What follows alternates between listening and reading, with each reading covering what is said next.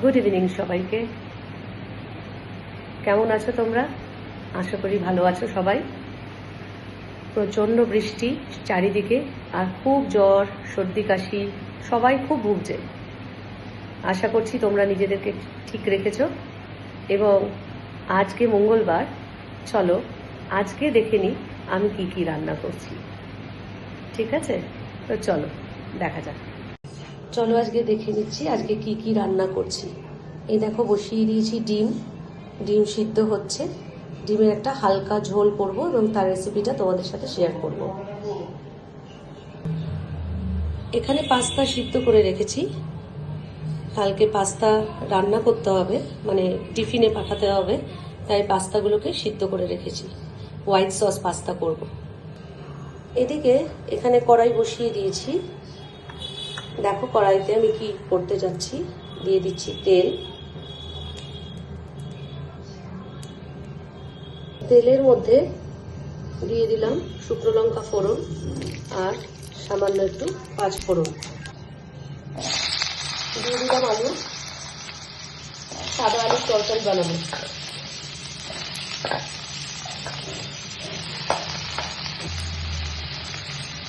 হলুদ দেবো না। দিয়ে দিলাম নুন। এবার ভালো করে আলুটাকে ভাজবো। দিয়ে দিলাম কাঁচা লঙ্কা। ভালো করে নাড়াবো, আলুটাকে ভালো করে ভাজবো। আলু ভাজা হয়ে গেছে, এবার দিয়ে দেবো জল।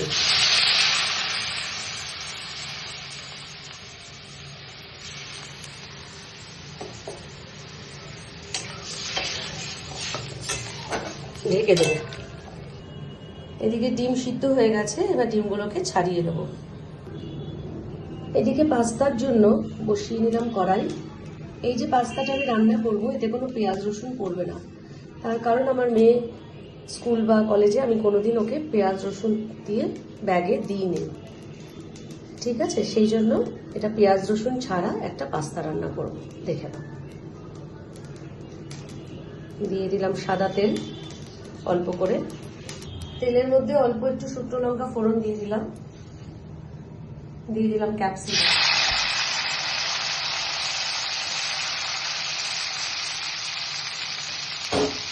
ক্যাপসিকাম দিয়ে একটুখানি হালকা করে ভেজে নেবে এবং গ্যাসের ওভেনটা ফুল ফ্লেমে রেখে ক্যাপসিকামটা হালকা করে ভেজে নেবে। এবার সামান্য লঙ্কা কুচনো, কাঁচা লঙ্কা কুচনো দিয়ে দেবে।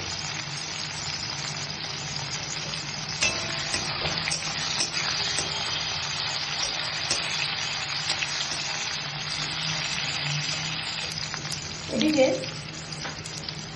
পাস্তাগুলোকে আমি সাদা তেল আর একটু নুন দিয়ে সিদ্ধ করে জলে ভালো করে ধুয়ে রেখে দিয়েছি।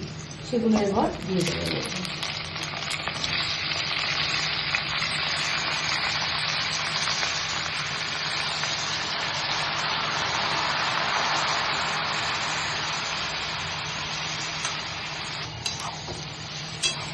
পাস্তাটাকে খুব ভালোভাবে নাড়িয়ে নিয়ে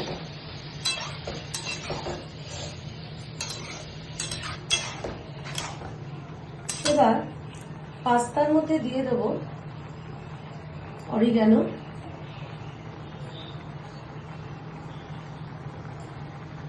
যেহেতু অনেকটা পাস্তা তাই একটু বেশি করে দিলাম।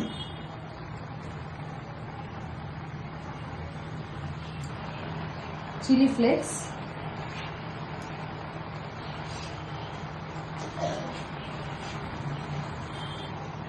দিয়ে দিলাম কিছুটা পাস্তা মশলা।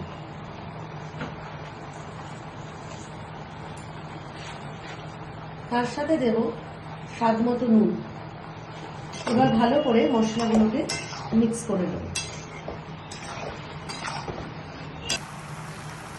দিয়ে দেবো এবার চিনি অল্প করে।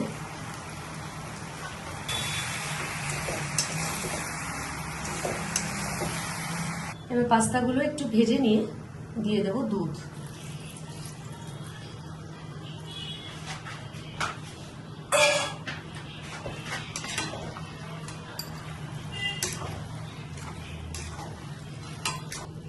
এবার চিজ গ্রেট করে এর মধ্যে দিয়ে দেবো। চিজ দিয়ে দিলাম। এবার খুব ভালোভাবে নাড়িয়ে আমাদের তৈরি হয়ে যাবে veg white sauce pasta without onion garlic. যদি চিজ আরো বেশি খেতে চাও তাহলে তোমরা সেটা তোমাদের মতন করে অ্যাড করতে পারো। আমি এখানে এরকমই দিলাম। এবার বানিয়ে নেব পাতলা ডিমের ঝোল। পাতলা ডিমের ঝোল বানাতে গিয়ে কড়াইতে অল্প একটু তেল দিয়ে দেবো ডিমগুলো ভাজতে। ডিমটাকে অবশ্যই আমি নুন আর হলুদ দিয়ে মাখিয়ে নিয়েছি।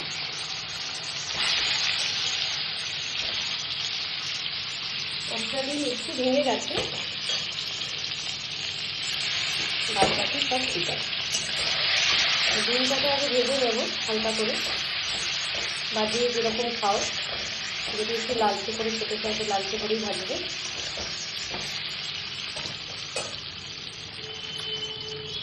একটু খোসা পড়েছিল, তুলে দিলাম। ডিম ভাজা হয়ে গেছে, এবার ডিমগুলোকে তুলে নেব।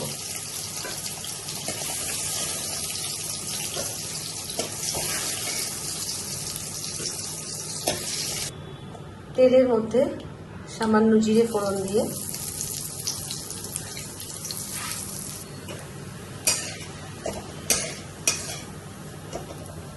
দিয়ে দেবো আলু, দিয়ে দেবো হলুদ,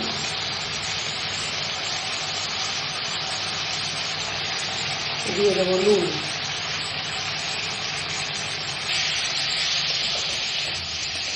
আলুটা ভাজা হয়ে গেলে খানিকটা এবার এর মধ্যে গ্যাসের ফ্লেমটা কমিয়ে দিয়ে দেবো পেঁয়াজ কুচি।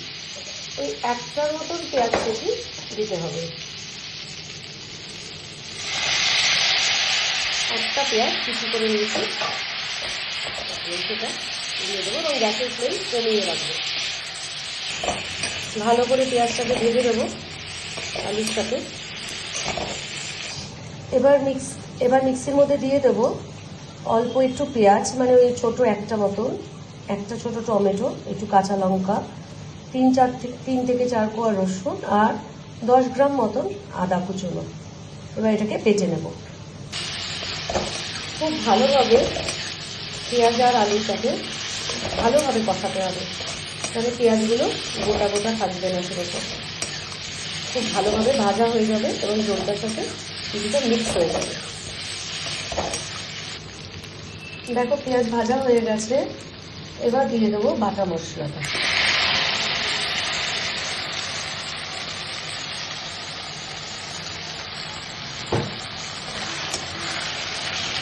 ভালো করে নামিয়ে নেব। দিয়ে দেবো সামান্য একটু নুন,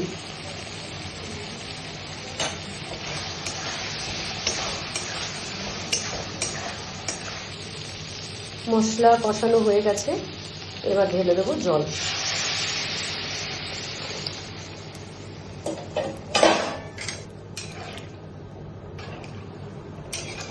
জল ঢেলে ভালো করে নাড়িয়ে দেবো। এবার চাপা দিয়ে দেবো।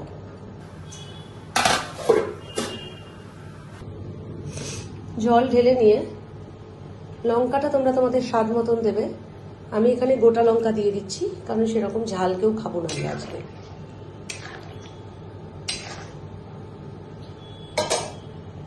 এবার ডিমগুলোকে আস্তে আস্তে ছেড়ে দেবো।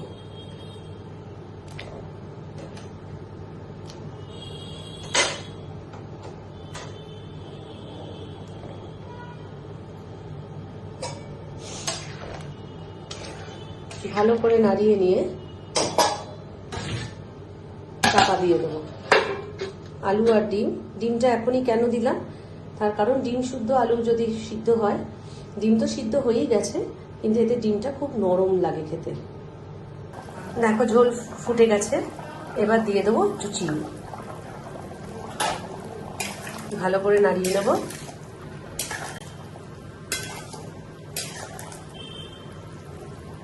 আলু সিদ্ধ হয়ে গেছে, ঝোল হয়ে গেছে ডিমের ঝোল। নামানোর আগে দিয়ে দেবো অল্প একটু গরম মশলা। ব্যাস, ডিমের ঝোল রেডি।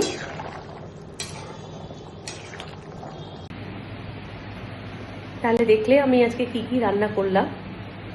আশা করছি তোমাদের এই রান্নাগুলো ভালো লাগবে। একটু হালকার ওপর করেছি, তার কারণ সবার শরীর ভালো না আর কি, সর্দি কাশিতে ভুগছে, এর মধ্যে রিচ রান্নাটা খাওয়া ঠিক না, তাই একটু হালকার ওপর করেছি। অবশ্যই তোমাদের সাথে আরও অনেক রেসিপি শেয়ার করব। তো সাদা আলুর তরকারিটা করেছি পরোটা দিয়ে খাওয়ার জন্য। আসলে মেয়ের একটু ঠান্ডা লেগেছে, মেয়েকে ভাত দেবো না, ও হালকা করে তেল দিয়ে একদিন নিশ্চয়ই শেয়ার করব কিভাবে সেই পরোটা বানাচ্ছি। তো আশা করছি তোমাদের খুব ভালো লেগেছে। একটু প্লিজ লাইক, কমেন্ট, শেয়ার আর সাবস্ক্রাইব করে দিও আমার ভিডিওটাকে। তো আজ এই পর্যন্তই, চলো, গুড নাইট।